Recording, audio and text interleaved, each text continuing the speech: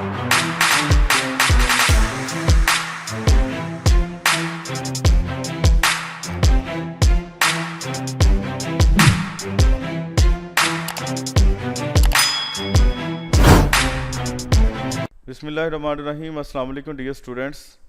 आज के लेक्चर में हम ये डिस्कस करेंगे कि इलेक्ट्रिक चार्जेस कैसे पैदा होते हैं।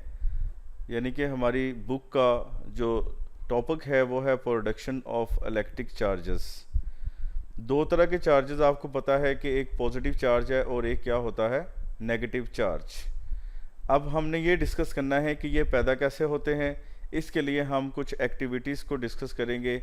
हम एक्सपेरिमेंटल जो है वो कुछ बातें सीखने की कोशिश करेंगे जिसमें हमें ये पता चलेगा कि पॉजिटिव चार्ज रबिंग से कब पैदा होता है और नेगेटिव चार्ज रबिंग की वजह से कब पैदा होता है। और इसका इन्हिसार इस बात पर भी होता है कि मटेरियल कौन सा है, यानी कि कौन सा मटेरियल है जिसको हम रब कर रहे हैं किस मटेरियल के साथ। तो उसके लिए हमने एक एक्टिविटी को डिस्कस करना है। यहाँ पे जो फर्स्ट एक्टिविटी है उसमें हमने क्या लेना है, एक प्लास्टिक रॉड लेना है, ठीक है। और उसके बाद हमने एक फर लेनी है। फर मतलब क्या होता है, किसी की खाल, ऊन, ठीक है, या कोई जानवर है उसकी खाल है या ऊन है, उसको हम फर कहते हैं, ठीक है जी। कट।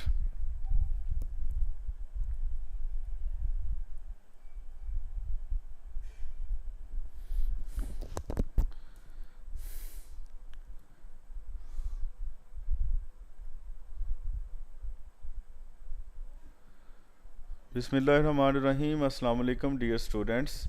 आज का हमारा जो लेक्चर है वो है प्रोडक्शन ऑफ इलेक्ट्रिक चार्जेस। आज के लेक्चर में हमने ये सीखना है कि इलेक्ट्रिक चार्जेस रबिंग की वजह से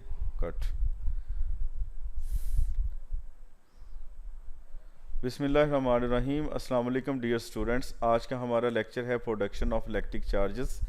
इलेक्ट्रिक चार्जेस रबिंग की वजह से पैदा होते हैं। जब आप एक न्यूट्रल बॉडी को दूसरी न्यूट्रल बॉडी के साथ रब करते हैं तो एक बॉडी के इलेक्ट्रॉन्स दूसरी बॉडी के अंदर शिफ्ट हो जाते हैं। जिसके इलेक्ट्रॉन निकलते हैं उस पर पॉजिटिव चार्ज आ जाता है और जिसमें इलेक्ट्रॉन मुंतकिल होते हैं उसके ऊपर नेगेटिव चार्ज आ जाता है।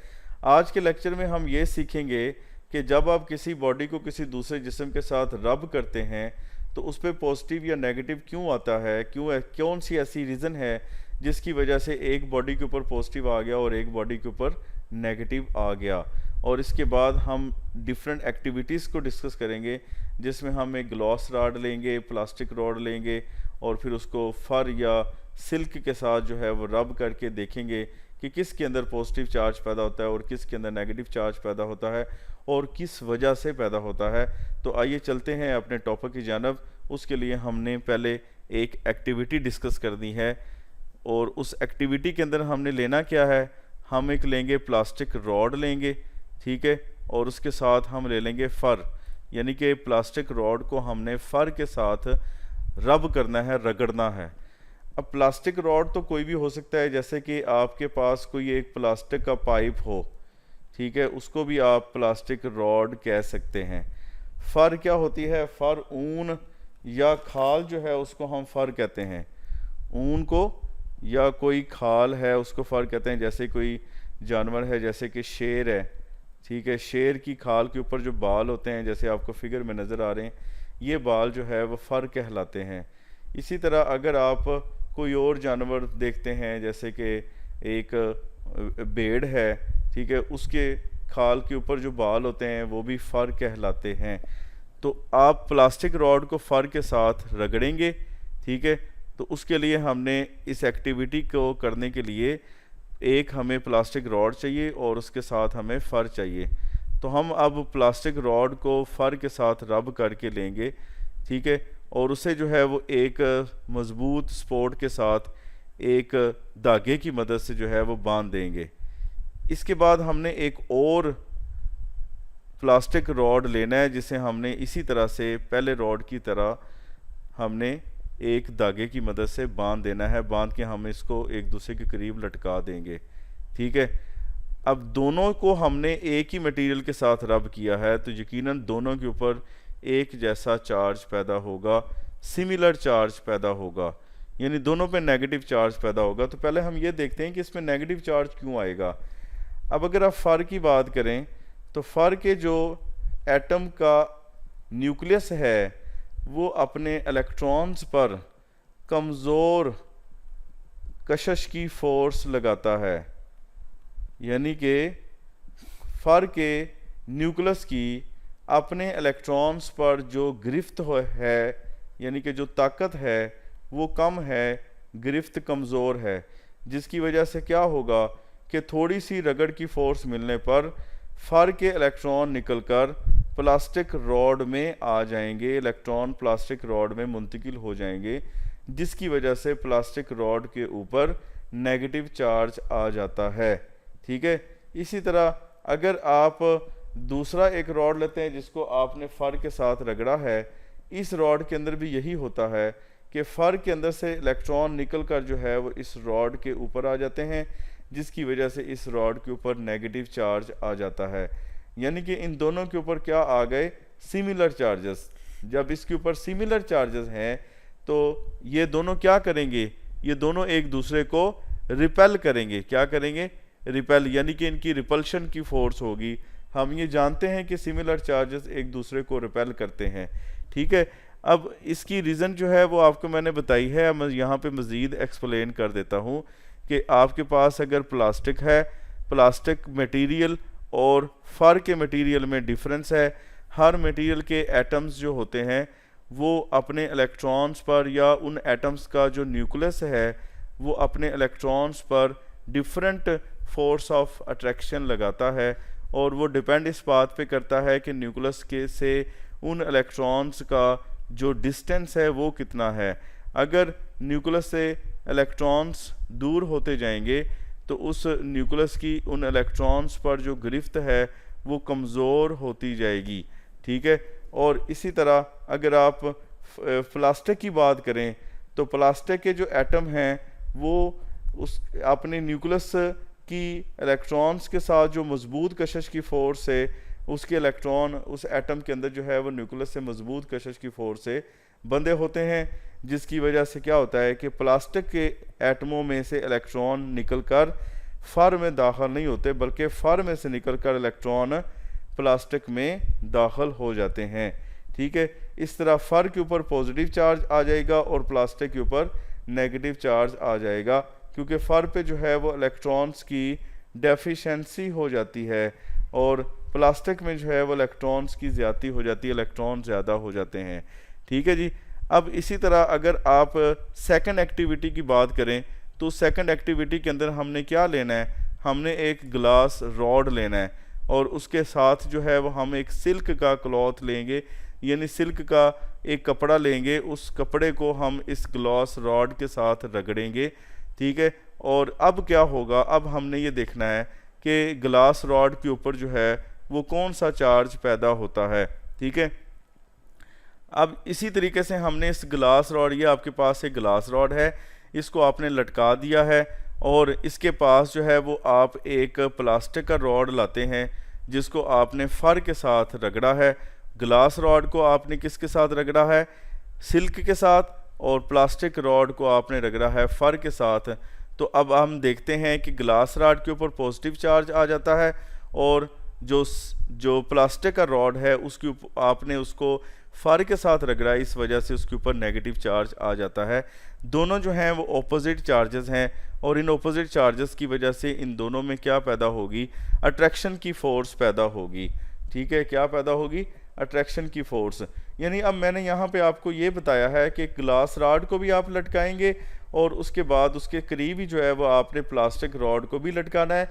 ग्लास रॉड को आपने सिल्क के क्लॉथ के साथ रब करके लटकाया है और जो प्लास्टिक रॉड है उसे आपने फर के साथ रब करके लटकाया है, जिसकी वजह से क्या हुआ कि फर के इलेक्ट्रॉन्स इस प्लास्टिक रॉड में दाखिल हुए तो उसके ऊपर नेगेटिव चार्ज आ गया।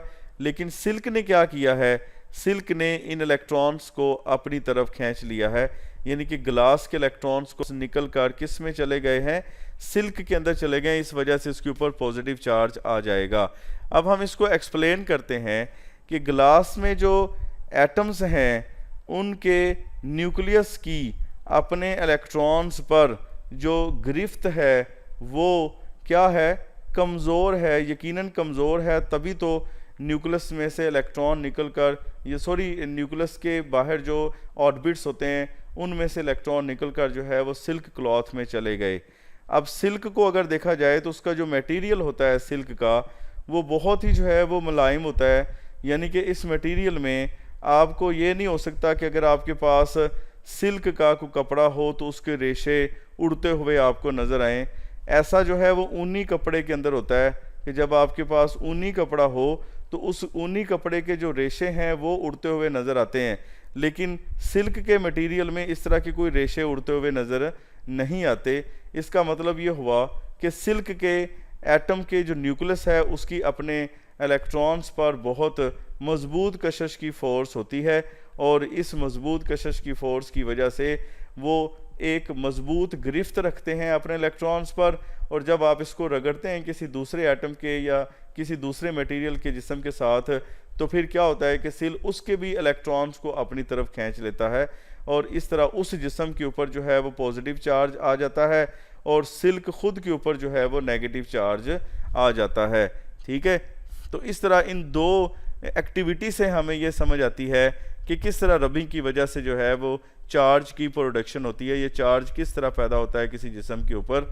ठीक है, अब यहाँ पे जो है वो कुछ क्वेश्चंस आपके सामने हैं कि why negative charge appear on plastic rod when rubbed with फर।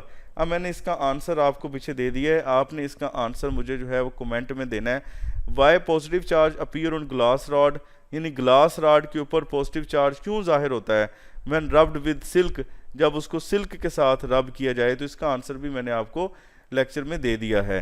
ठीक है, अब इन तमाम एक्टिविटी और इस तमाम तजर्बे के बाद जो है वह हम कंक्लूड क्या करते हैं, हमारे पास कंक्लूजन ये आता है कि charge is a basic property of a material body, कि चार्ज जो है वो किसी भी मटेरियल बॉडी की एक बेसिक प्रॉपर्टी का नाम है, due to which it attracts और रिपेल्स अनदर ऑब्जेक्ट, जिसकी वजह से ये किसी दूसरे जिस्म को अट्रैक्ट करता है या फिर रिपेल करता है।